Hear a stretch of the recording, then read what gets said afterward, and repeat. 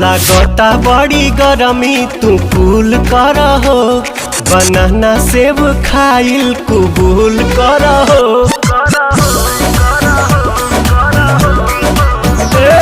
लागता बड़ी गरमी तू कूल कर हो, बनाना सेब खाइल कबूल कर हो।